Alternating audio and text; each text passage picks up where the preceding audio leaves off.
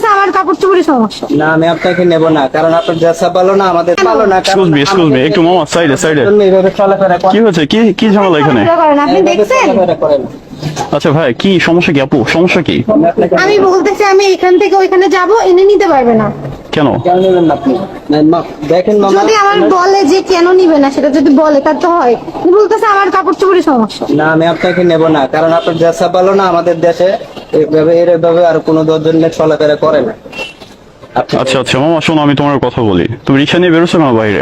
আমি রিক্সা নিয়ে বের হয়েছি, আমার কাছে আমার যাদেরকে ভালো লাগে আমি তাদেরকে নিই, যাদের ড্রেস আপ ভালো আমি তাদেরকে তো নেই। তোমার তো ড্রেস এরকম আপে কি সমস্যা না? আচ্ছা। ড্রেস আপে সমস্যা কোথায়? আমি এই ড্রেস আপ পরবো, আমি এই ড্রেস আপ পরে চলাফেরা করবো। আপনার কাজ আমার এইখান থেকে ওই পর্যন্ত নিয়ে যাওয়া। আপনি নিয়ে যাবেন, আপনি কেন নিলেন না? আমি নেব না।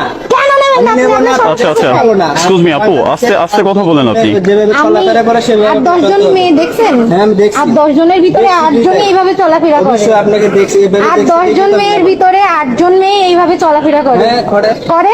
না করে না। কেন করে না? নেবেন না কেন? আচ্ছা ওয়েট নিতে হবে কেন? না আমি ওনাকে নেব না, ড্রেস আপ, কারণ বাংলাদেশে এরকম। আপনি এবার বলেন, আপনারে আমি ভাইরাল করবো। দাঁড়ান, আপনি এবার বলেন। এতক্ষণ যা বলতেছিলেন না, Okay. এখন বলেন। আচ্ছা জি আমি হ্যাঁ আপনারা দুজনে